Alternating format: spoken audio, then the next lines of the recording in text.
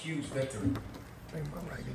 People once called me stubborn, maybe they still do, hard-headed, and maybe you've heard the same. But for years that stubbornness kept me stuck. But when I finally turned it towards healing, towards choosing recovery, that same trait became my lifeline. What once dragged me down became the engine that lifted me up, and that same stubbornness lives in you.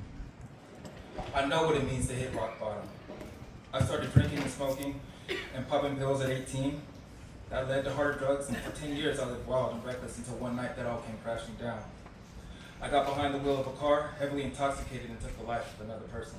It was my second DUI in 4 years, so I was charged with murder. While sitting in jail going to court, tragedy struck again. My younger brother and best friend, who looked up to me and wanted to be just like me, fell into the wrong crowd because I wasn't there.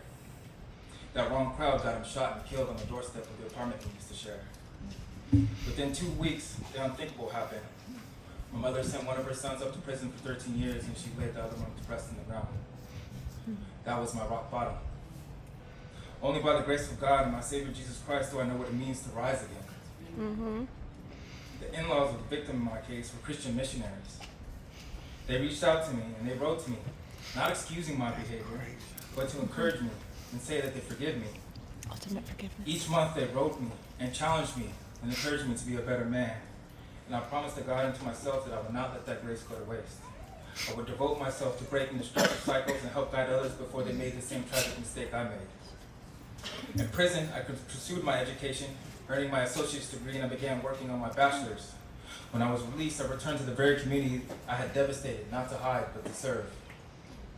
As part of my parole conditions, I was required to complete substance abuse treatment, and I didn't have a car, so I Googled the first treatment center nearest me, and MFI Marietta popped up. Yeah.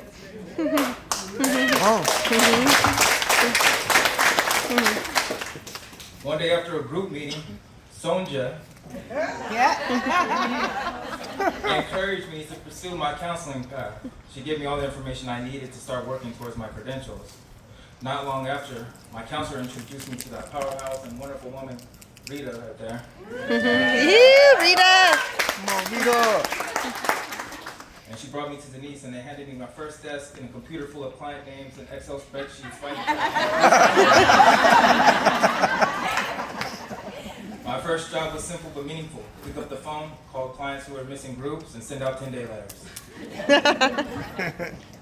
For the past 5 years, those women have poured into me every single day, and I continue to rise. As I continued my education, I was promoted to counselor and to assistant manager, and now I stand here today as program manager of the same treatment center that helped save me.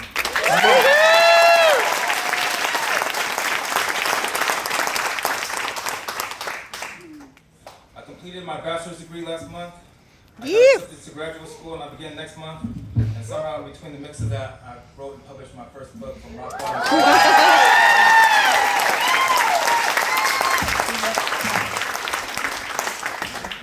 So let's be clear, you're not just recovering addicts.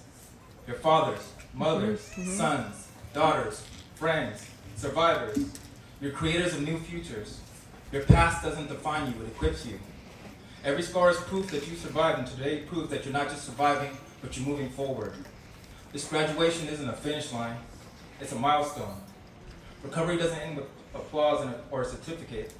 It continues in the choices you make today, tomorrow, and the next day after that. So stay connected, stay accountable, stay humble. Because recovery isn't about perfection, it's about persistence. And when the darkness comes knocking, and it will, I want you to remember this moment where you stood with your brothers and sisters and said, I'm not going back. Today I'm free. So walk boldly in your rebirth, own your story, use your pain to build purpose, and carry your stubbornness not as a weight, but as fuel. And never forget, your life is proof that redemption is real, that hope is alive, and that rock bottom is not the end, it's the beginning.